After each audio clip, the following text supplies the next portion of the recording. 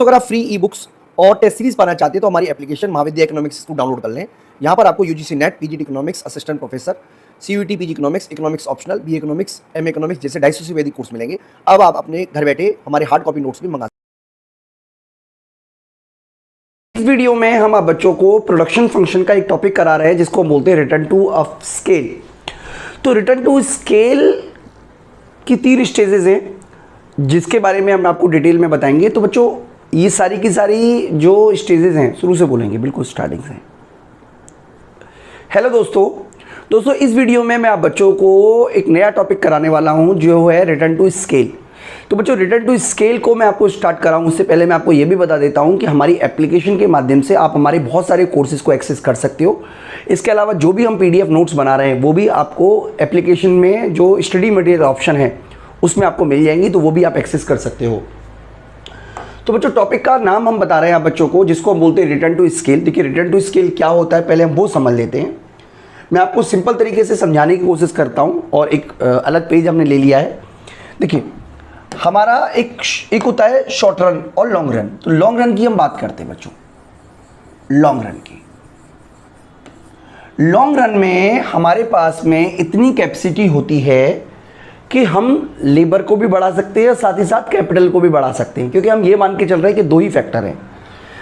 तो जो लेबर है वो रिप्रेजेंट कर रहा है वेरिएबल फैक्टर को और जो कैपिटल है वो रिप्रेजेंट कर रहा है फिक्स फैक्टर को। तो मान लीजिए एक लेबर पर आप यूज़ कर रहे हो और एक मशीन यूज़ कर रहे हो, या मान लीजिए 2 लेबर यूज़ कर रहे हो एक मशीन पर। अब इसका जो रेशो है, प्रपोर्शन है, रेशो वो कितना है? वो है 2:1। लेबर और कैपिटल का जो रेशो है वो 2:1 है। अगर मान लीजिए लेबर जो है वो 4 हो जाए तो कैपिटल भी 2 हो जाएगा।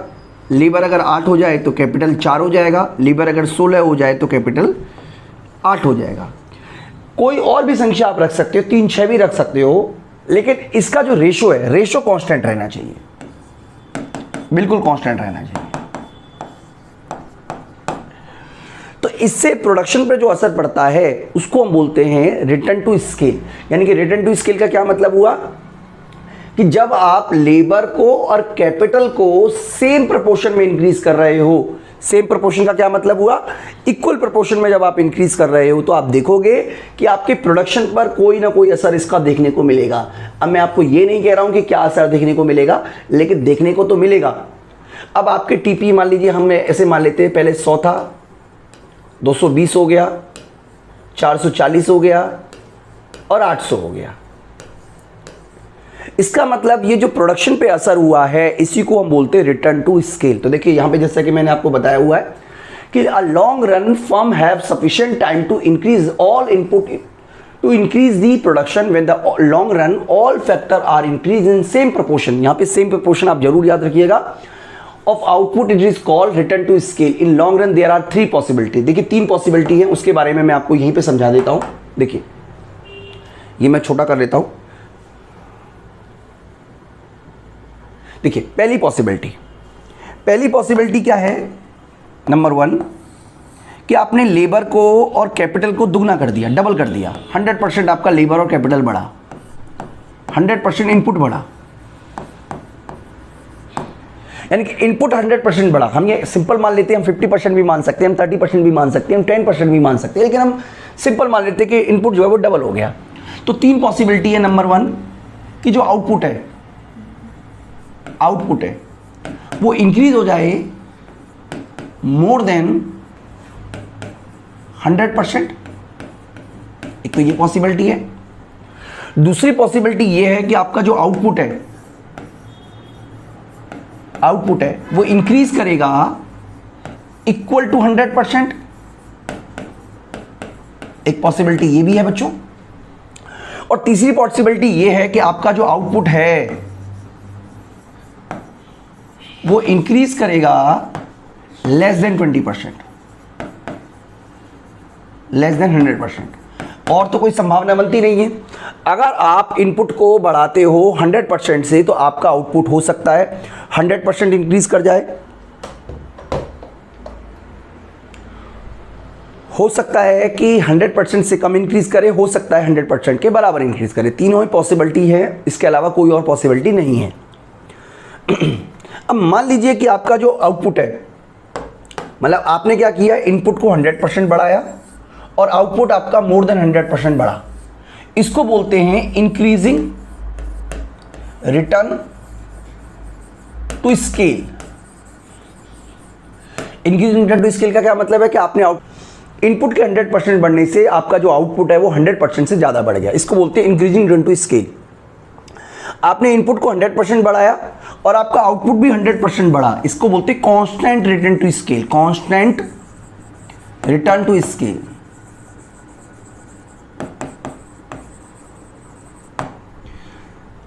तीसरी कंडीशन ये पॉसिबल है कि आपने आउटपुट को 100% बढ़ाया और जो इनपुट बढ़ा वो 100% से कम बढ़ा, यानी कि आपकी इस कंडीशन में क्या हुआ है कि आउटपुट बढ़ा है 100% और इनपुट बढ़ा है 100% से कम, यानी कि इसको बोलते हैं diminishing return to scale.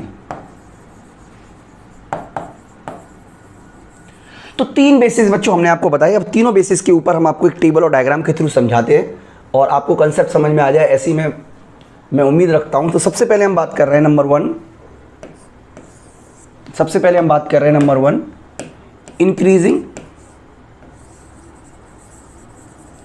Increasing return to scale के बारे में। तो जैसा कि हम यहां पे मान रहे हैं कि मान लीजिए कैपिटल हमारी 1 है और लेबर उस पर काम कर रहे हैं 2, और हम ये मान के चल रहे हैं कि जो टोटल प्रोडक्शन है वो 100 का हो रहा है।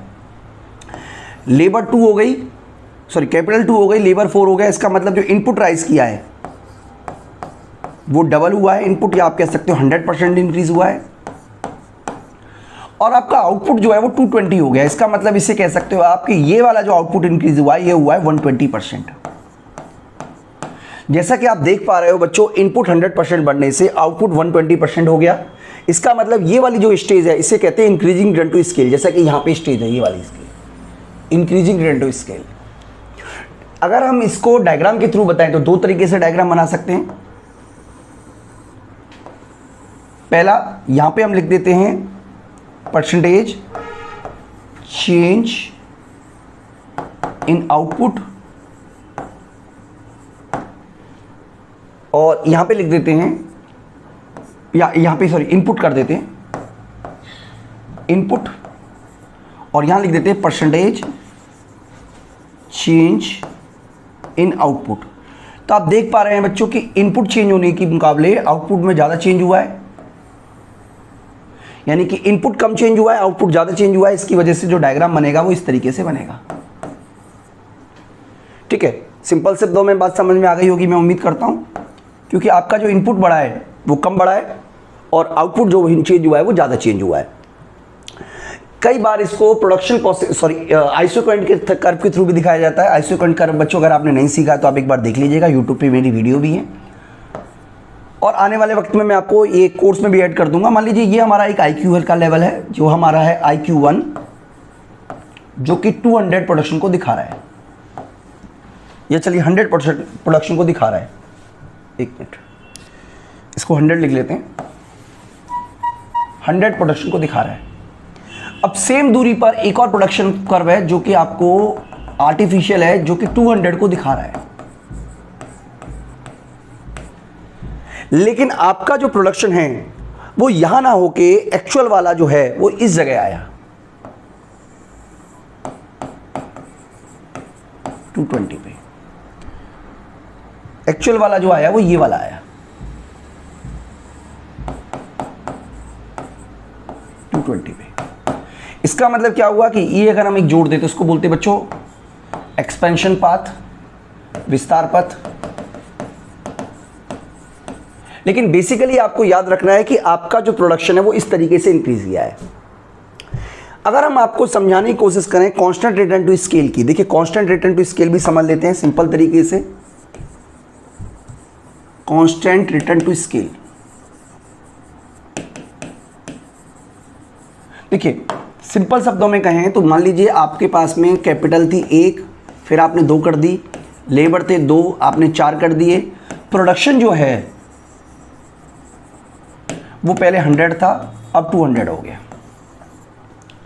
यानी कि जिस प्रपोर्शन में आपने फैक्टर इंक्रीज किए 100% है, और आउटपुट भी जो इनपुट इंक्रीज हुआ है वो भी 100% है, आउटपुट भी 100% है। यानी कि आप कह सकते हो कि अगर इनपुट में 100% का इंक्रीमेंट होता है तो आउटपुट में भी 100% का इंक्रीमेंट होगा। या आप कह सकते हो कि अगर इनपुट डबल हो जाता है तो आउटपुट भी डबल हो जाएगा। डायग्राम के थ्रू समझ लेते हैं बच्चों। जैसा कि मैंने आपको बताया, दो तरीके से आप डायग्राम दिखा सकते हो। एक तो टीपी सिंपल दिखा दो, यहां पे हम लिख लेते हैं परसेंटेज चेंज इन इनपुट, और यहां पे लिख लेते हैं परसेंटेज चेंज इन आउटपुट। तो ये देखिए, यहां पे हमारा जो डायग्राम बनेगा वो बिल्कुल सीधा बनेगा, क्योंकि दोनों में ही सेम इंक्रीमेंट हुआ है। ये आपका टीपी का डायग्राम हो गया। अगर आप इसी डायग्राम को दिखाना चाहोगे आइसोसेंट कर्व के थ्रू, यहां पे हम ले लेते हैं कैपिटल, सॉरी लेबर, और यहां पे ले लेते हैं कैपिटल। तो ये मान लीजिए हमारा है 200 का प्रोडक्शन का लेवल है, या 100 प्रोडक्शन लेवल है। ये मान लीजिए 200 का प्रोडक्शन लेवल है। तो जो एक्चुअल डायग्राम बनेगा वो यही वाला बनेगा। इसका मतलब क्या हुआ, अगर इस पे एक पॉइंट जोड़ देते हैं, देखिए यहाँ पे हमने ग्राफ भी बनाए हुए हैं, ठीक है। इसका मतलब ये हुआ कि आपका जो प्रोडक्शन का जो लेवल है, यानी कि 1-2 लेबर और 1 कैपिटल में आप पहले 100 शर्ट बना रहे थे, अब आप 4 लेबर में और 2 मशीन में 220 शर्ट बना रहे हो। इसी तरीके से यहाँ पे भी ले लेते हैं कि पहले आप 2 लेबर में और 1 कैपिटल में 100 शर्ट बना रहे थे, अब आप 4 लेबर में और 2 मशीन में आप 220 शर्ट बना रहे हो। ये इसका मतलब है। सिंपल तरीके से समझ में आ गया होगा बच्चों, मैं उम्मीद करता हूँ। तीसरी कंडीशन के बारे में भी हम ले लेते हैं, साथ ही साथ आपको समझाते थे। उसको बोलते हैं diminishing return to scale. Diminishing return to scale, इसका मतलब क्या हुआ बेटा कि लेबर आपका मान लो 1 है, कैपिटल आपका मान लो, सॉरी लेबर आपका मान लीजिए कैपिटल आपका 1 है, लेबर 2 है, कैपिटल 2 हो गई, लेबर 4 हो गया। आपका जो प्रोडक्शन है वो 100 से घटकर 180 हो गया। इसका मतलब होना चाहिए था 100 से 200 अगर कांस्टेंट रहना था, लेकिन हुआ 80। इसका मतलब यहाँ पे आप देख रहे हो 100% का इंक्रीमेंट हुआ है, और यहाँ पे जो इंक्रीमेंट हुआ है वो 80% का हुआ है। यानी कि जितना आपने फैक्टर को इंक्रीज किया, जितना आपने इनपुट को इंक्रीज किया, आपका आउटपुट अगर उससे कम इंक्रीज होता है तो इसको बोलेंगे रिटर्न टू स्केल। लेकिन ये कौन सा रिटर्न टू स्केल कहलाएगा? डिमिनिशिंग रिटर्न टू स्केल कहलाएगा। देखिए डायग्राम के थ्रू भी मैं आपको समझाने की कोशिश करूंगा। तो 2 तरीके के डायग्राम आप बना सकते हो बच्चों, दोनों ही तरीके के डायग्राम मैं इसमें बना लूंगा। सबसे पहले अगर हम बात करें सिंपल टीपी के थ्रू, तो यहां पे लिख लेते हैं परसेंटेज चेंज इन इनपुट, यहां पे लिख लेंगे परसेंटेज चेंज इन आउटपुट। ठीक है, तो ये बता रहा है कि आपका आउटपुट कम चेंज होगा और इनपुट ज्यादा चेंज होगा। तो इस तरीके का आप स्लोप बना सकते हो बच्चों। ये आपका टीपी का डायग्राम बनेगा। लेकिन अगर आप इसी को आइसोसेंट के थ्रू बनाओगे तो यहां पे लिखते हैं लेबर, यहां पे लिखते हैं कैपिटल, जो ये बता रहा है कि आपका ए पॉइंट बता रहा है कि आपका 2 लेबर और 1 कैपिटल आपकी 100 शर्ट का प्रोडक्शन कर रहे हैं, और 200 पहुंचने के लिए आपको इस लेवल पे आना पड़ेगा।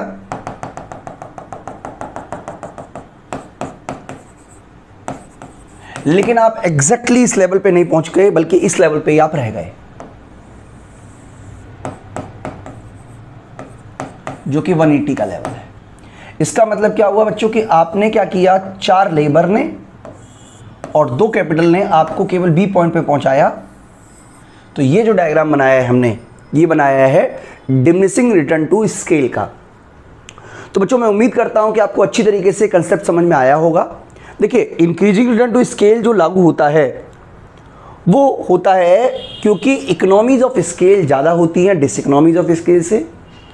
कांस्टेंट रिटर्न टू स्केल तब लागू होता है जब इंक्रीजिंग रिटर्न टू स्केल बराबर होती है, इकोनॉमीज ऑफ स्केल बराबर होती हैं डिसइकोनॉमीज ऑफ स्केल से। और डिमिनिशिंग रिटर्न टू स्केल तब लागू होता है जब इकोनॉमीज ऑफ स्केल कम होती हैं डिसइकोनॉमीज ऑफ स्केल से। इकोनॉमीज ऑफ स्केल और डिसइकोनॉमीज ऑफ स्केल के ऊपर हम अलग से एक वीडियो बनाने वाले हैं बच्चों। इस वीडियो में इतना ही, थैंक यू। हेलो दोस्तों, मेरे YouTube channel Vishnu economics school में आपका स्वागत है। दोस्तों, इस वीडियो में हम बात करेंगे इकोनॉमीज ऑफ स्केल और डिसइकोनॉमीज ऑफ स्केल की। दोस्तों, अगर आपको ये वीडियो अच्छी लगती है तो मेरी वीडियो को लाइक करना और चैनल को सब्सक्राइब करना ना भूलें। ये सारी वीडियो जो हम हैं वो दिल्ली यूनिवर्सिटी के बीकॉम प्रोग्राम के सिलेबस के अकॉर्डिंग बना रहे हैं। तो अगर आपको इसके आगे की सारी वीडियो और पीछे की सारी वीडियो देखनी है तो आप एक बार मेरी प्लेलिस्ट में जरूर जाएं। अगर आप प्लेलिस्ट से वीडियो सेलेक्ट करते हैं तो आपको थोड़ा सा अच्छा क्लियर होगा, क्योंकि उसमें सारी वीडियो उस सीरियल में है जिस सीरियल को देखने से आपको वीडियो ठीक से समझ में आएंगी। तो अगर हम बात करें इकोनॉमीज ऑफ स्केल की, तो इकोनॉमीज ऑफ स्केल का मतलब होता है कि जब एक फर्म अपने प्रोडक्शन लेवल को लार्ज स्केल पर ले जाती है, वेरी लार्ज, तो जब अपना आउटपुट का लेवल वो लार्ज कर देती है तो उसको कई तरीके के एडवांटेज मिलते हैं। तो उस एडवांटेज को हम बोलते हैं इकोनॉमीज ऑफ स्केल। यानी कि जब एक फर्म अपने प्रोडक्शन के लेवल को लार्ज स्केल पर लेके जाती है तो लार्ज स्केल के प्रोडक्शन करने से जो फर्म को फायदा होगा उसको कहते हैं हम इकोनॉमीज ऑफ स्केल। और अगर जो लार्ज स्केल पर प्रोडक्शन करने से कुछ नुकसान होते हैं उसको कहते हैं इकोनॉमीज ऑफ स्केल। तो अगर मान लीजिए AC इक्वल टू MC है, तो ये बताना ये चाह रहा है कि इस केस में जो इकोनॉमीज ऑफ स्केल होगा, इकोनॉमीज ऑफ स्केल जो होगा वो इक्वल होगा डिसइकोनॉमीज ऑफ स्केल की, डिसइकोनॉमीज ऑफ स्केल। अगर मान लीजिए कि MC लेस देन AC है तो इसका मतलब ये हुआ कि जो इकोनॉमीज ऑफ स्केल होगा वो ज्यादा होगा डिसइकोनॉमीज ऑफ स्केल से। और अगर MC ज्यादा है AC से तो इसका मतलब इकोनॉमीज ऑफ स्केल कम होगा डिसइकोनॉमीज ऑफ स्केल के। तो इकोनॉमीज ऑफ स्केल और डिसइकोनॉमीज ऑफ स्केल क्या होती है उसको हम एक एक करके समझते हैं। देखिए, जब एक फर्म अपने प्रोडक्शन को इंक्रीज करती है, लार्ज स्केल पर लेके जाती है, तो लार्ज स्केल की जो फर्म है उसकी पर यूनिट आउटपुट गिरेगा, पर यूनिट आउटपुट कम आएगा। तो अगर आपका एवरेज कॉस्ट गिर रहा है, एवरेज कॉस्ट कम हो रही है, तो इसका मतलब ये हुआ कि एवरेज कॉस्ट कम होने का मतलब है कि फर्म की जो पर यूनिट आउटपुट है, पर यूनिट कॉस्ट है, वो कम होगी। तो इसकी वजह है economies of scale. Economies of scale का मतलब वो फायदा, वो लाभ, वो एडवांटेज बड़े स्केल पर प्रोडक्शन करने से, जिसकी वजह से आपकी जो आउटपुट कॉस्ट है वो घट जाती है। अब जो इकोनॉमीज ऑफ स्केल है वो दो तरीके की होती है, एक होती है इंटरनल इकोनॉमीज और दूसरी होती है एक्सटर्नल इकोनॉमीज। अगर हम बात करें इंटरनल इकोनॉमीज की, तो ये जो होती है ये फर्म स्पेसिफिक होती है। जब एक फर्म अपने सेल्फ एफर्ट करके अपनी कॉस्ट को कम करती है तो उसको बोलते हैं इंटरनल इकोनॉमीज। जैसे आपने एक अच्छी लेबर को चूज किया, जैसे आपने अपनी कंपनी में सुपीरियर टेक्निक यूज की, आपने कहीं सस्ती जगह से फाइनेंस मिल गया आपको, आप अपने वर्क को लेबर को डिवीजन कर रहे हो, तो ये क्योंकि आप कर रहे हो तो आपकी कॉस्ट कम होगी, किसी और फर्म की तो कॉस्ट कम होगी नहीं। तो जो फर्म अपनी कॉस्ट कम करने के लिए जो अपने एफर्ट करती है, जो सेल्फ एफर्ट कर रही है, उसकी वजह से जो कॉस्ट कम होती है उसको बोलते हैं इंटरनल इकोनॉमीज। और जो एक्सटर्नल इकोनॉमीज होती हैं वो इंडस्ट्री स्पेसिफिक होती है। यानी कि ये इसका फायदा इंडस्ट्री में मौजूद सभी फर्मों को मिलता है, किसी इंडिविजुअल फर्म को इसका फायदा नहीं मिलता। तो इसका मतलब इंटरनल इकोनॉमी इंडिविजुअल फर्म को मिलता है, ये फर्म स्पेसिफिक एडवांटेज है, और जो एक्सटर्नल इकोनॉमीज हैं वो इंडस्ट्री के एडवांटेज है, यानी कि इंडस्ट्री में मौजूद सभी फर्मों को इसका फायदा मिलेगा, किसी एक इंडिविजुअल फर्म को फायदा नहीं मिलेगा। तो अब एक एक करके समझते हैं इंटरनल इकोनॉमीज क्या है और एक्सटर्नल इकोनॉमीज क्या है। तो सबसे पहला है टेक्निकल टेक्निकल इकोनॉमीज, यानी कि इसको हम ये कह सकते हैं कि जब एक फर्म अपने प्रोडक्शन के लेवल को लार्ज स्केल पर लेके जाती है तो उसको कई तरीके की टेक्निकल इकोनॉमीज उसको मिलती हैं, कई तरीके के टेक्नोलॉजिकल फायदे मिलते हैं, उसके बारे में हम एक एक करके डिस्कस करेंगे। सबसे पहला इकोनॉमीज ऑफ सुपीरियर टेक्निक। अब देखिए, अगर आपके पास में कोई टेक्निक सुपीरियर है तो उससे क्या होगा, आपकी पर यूनिट कॉस्ट कम आएगी। लेकिन आप इस सुपीरियर टेक्निक को स्मॉल लेवल पे यूज नहीं कर सकते। जैसे मान लीजिए कि आप एक कपड़ा सिले, आप एक शर्ट बनाने वाली फर्म है और आप अपने यहाँ पर केवल पर डे 5 या 10 शर्ट बनाते हैं, तो जो बड़ी इक्विपमेंट मशीनें हैं उसको परचेज करने से कोई फायदा नहीं होगा, क्योंकि इसमें आपकी जो कॉस्ट आएगी वो बहुत ज्यादा आएगी। लेकिन अगर आप एक लार्ज स्केल फर्म है, तो अगर आप एक बड़ी फर्म है और आप एक सुपीरियर टेक्निक यूज करते हैं, आप एक बड़ी मशीन यूज कर रहे हैं, तो इससे क्या होगा कि आपका जो प्रोडक्शन है वो ज्यादा होगा।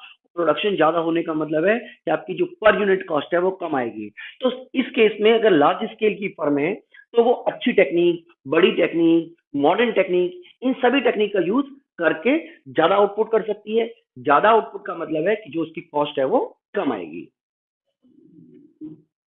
इसी तरीके से अगला है economies of increase dimension. Economies of increase dimension का मतलब है कि जब एक फर्म अपना डायमेंशन को इंक्रीज करती है तो उसकी कॉस्ट उतनी नहीं, दुगनी नहीं होती है। जैसे कि मैं आपको एक एग्जांपल से बताता हूँ। मान लीजिए कि एक कंपनी है जो बस बनाती है, तो एक बस बनाने की जो कॉस्ट आ रही है उसको कहते हैं 10 लाख रुपीज।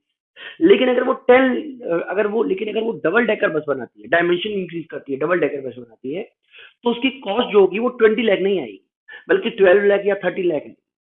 तो इसका मतलब ये हुआ कि अगर एक कंपनी अपना डायमेंशन बड़ा करती है तो उससे उसकी जो कॉस्ट है, पर यूनिट कॉस्ट, वो कम होती है। Economies of linked process. देखिए, एक कंपनी क्या करती है, जैसे एक बड़ी कंपनी है, अब देखिए एक छोटी कंपनी है तो वो रॉ मटेरियल कहीं से लेती होगी। अब एक बड़ी चिप्स बनाने वाली कंपनी क्या करती है, चिप्स बनाने से पहले ही जो रॉ मटेरियल है, मान लीजिए पोटैटो है, वो पूरा का पूरा खेत बुक कर देगी, पहले से ही बुक कर देगी।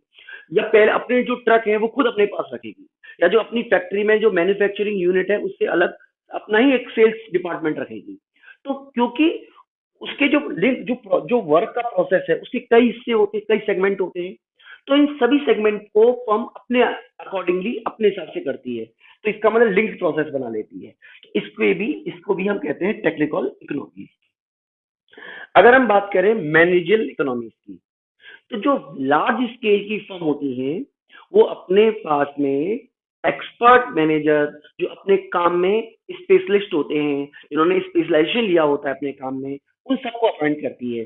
जैसे कि जो सेल्स मैनेजर है वो केवल सेल्स का ही काम देखेगा, फाइनेंस मैनेजर जो फाइनेंस में एक्सपर्ट है वो फाइनेंस का ही काम देखेगा।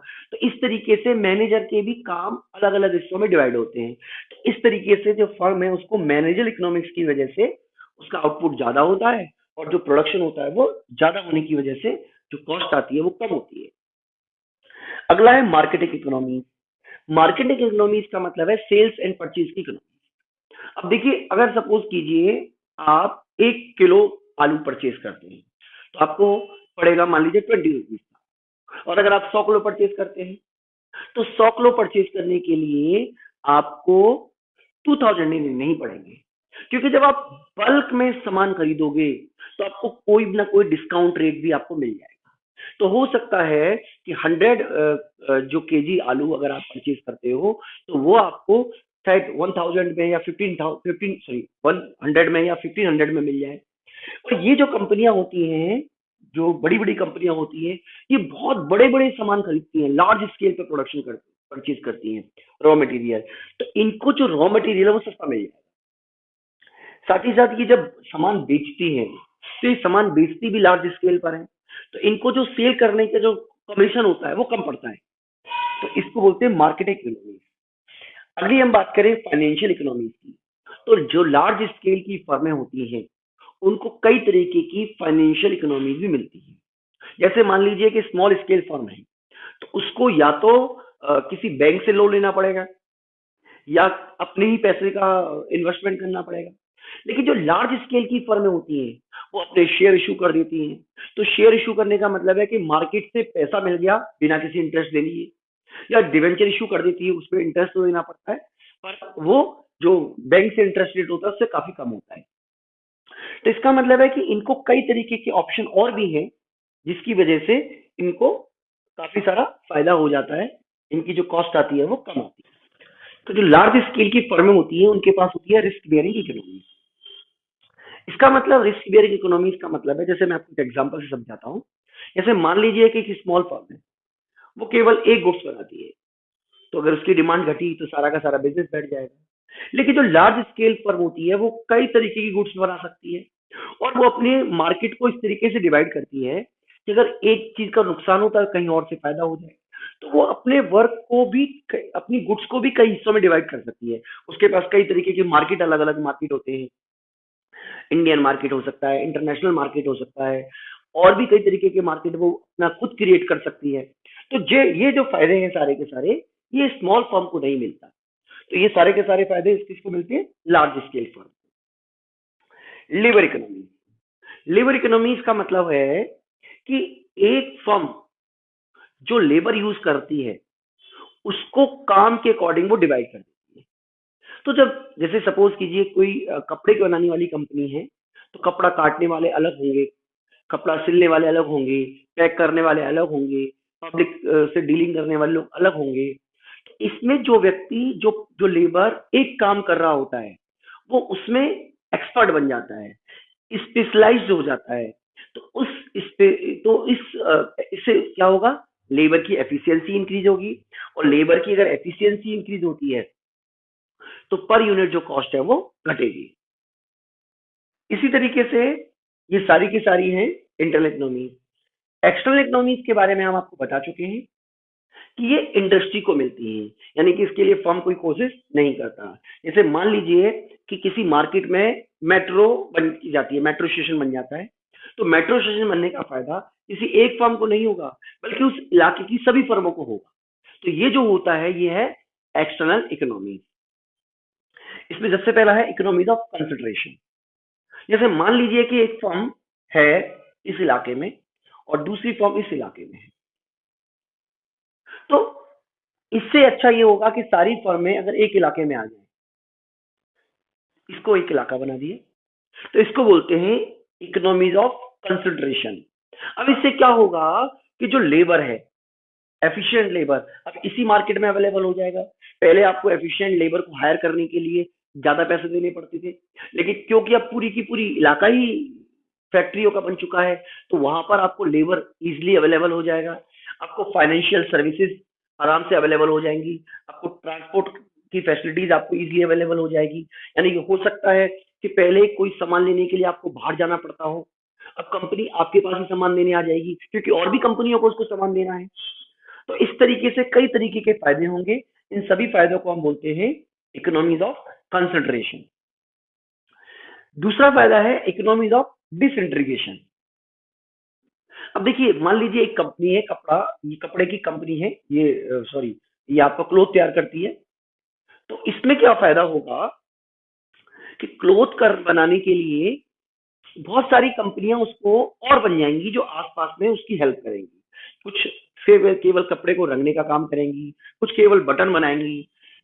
इसी तरीके से देखिए जैसे कार इंडस्ट्री में है, तो एक बड़ी कार कंपनी है वो कार बनाती है, लेकिन उस कार के टायर किसी और कंपनी से परचेज कर रही है जो टायर बनाने में एक्सपर्ट है। यानी कि वो इस सारे फायदे उस टायर बनाने वाली कंपनी को मिल रहे हैं। उसका जो सीट है वो किसी और से ले रही है, उसकी जो क्लच है वो किसी और कंपनी से ले रही है, उसका जो गियर है वो किसी और कंपनी से ले रही है। तो ये क्या होता है कि एक कंपनी अगर यहाँ पे कार इंडस्ट्री डेवलप हो जाए तो ये सारे के सारे और भी उससे रिलेटेड काम भी इसी इलाके में उसको अवेलेबल हो जाएंगे, तो इन सब का फायदा भी उस कंपनी को मिलेगा। अगला है इकोनॉमीज ऑफ इंफॉर्मेशन। ये देखिए बड़ा इंपॉर्टेंट है इकोनॉमीज ऑफ इंफॉर्मेशन। अब देखिए एक मोबाइल फोन आता है, तो उससे मिलती जुलती फीचर वाला ही कुछ दिनों में अगला मोबाइल फोन आ जाता है, क्योंकि ये इंफॉर्मेशन की पावर है। जब एक इंडस्ट्री डेवलप हो जाएगी, तो उस इंडस्ट्री के प्रोडक्ट के बारे में इंफॉर्मेशन और कंपनियों को भी पहुंचेगी, उसके बारे में बुलेटिन छपेंगे, डिफरेंट डिफरेंट तरीके से इंफॉर्मेशन दूसरी कंपनी तक पहुंचेगी।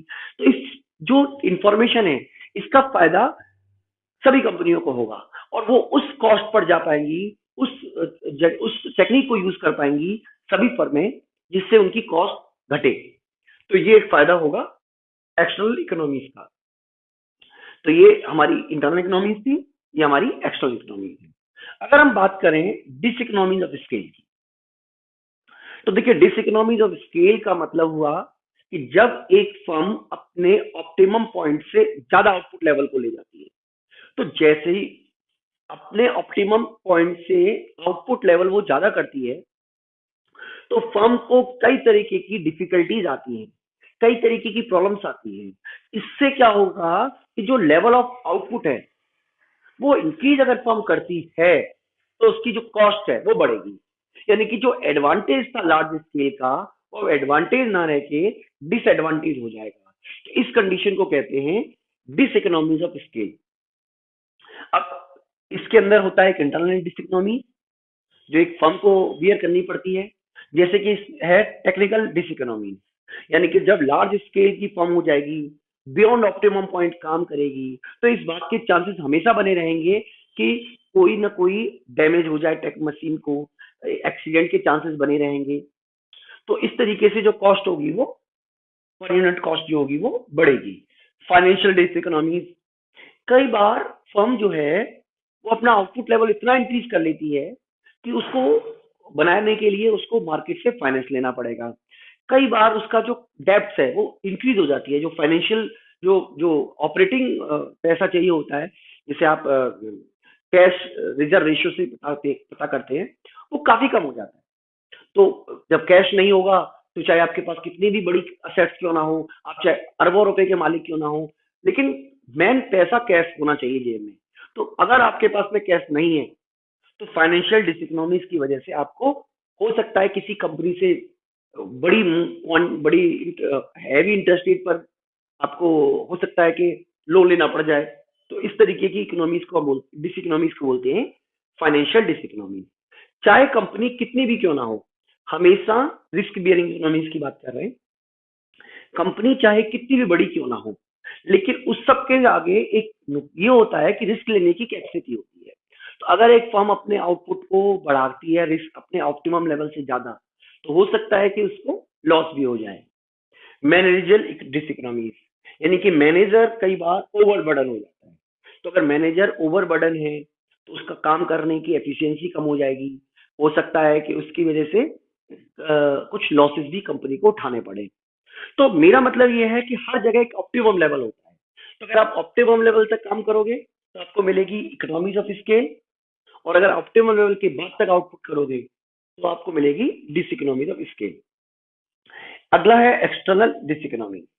एक्सटर्नल डिसइकोनॉमीज किसी फर्म की वजह से नहीं होते, बल्कि पूरी इंडस्ट्री की वजह से होती है। जैसे कपड़ा रंगने के काम में, तो कपड़े जो बनाते हैं, उसमें काम होता है कपड़े को कलर करना। तो कपड़े कलर करने की वजह से बहुत सारा पॉल्यूशन फैलता है। तो कई बार हो सकता है कि पॉल्यूशन की वजह से जो हमारी सोसाइटी को नुकसान हो सकता है गवर्नमेंट उस पर कई तरीके के रिस्ट्रिक्शन लगा दे पूरी की पूरी इंडस्ट्री पे। तो उसकी वजह से जो कॉस्ट ऑफ आउटपुट है वो इंक्रीज होती है। तो इसको बोलते हैं एक्सटर्नल इकोनॉमीज, डिसइकोनॉमीज। तो ये इकोनॉमीज ऑफ स्केल और डिसइकोनॉमीज स्केल के बारे में हमने इस वीडियो में डिस्कस किया। मुझे उम्मीद है कि आपको मेरी वीडियो पसंद आई होगी। Thank you.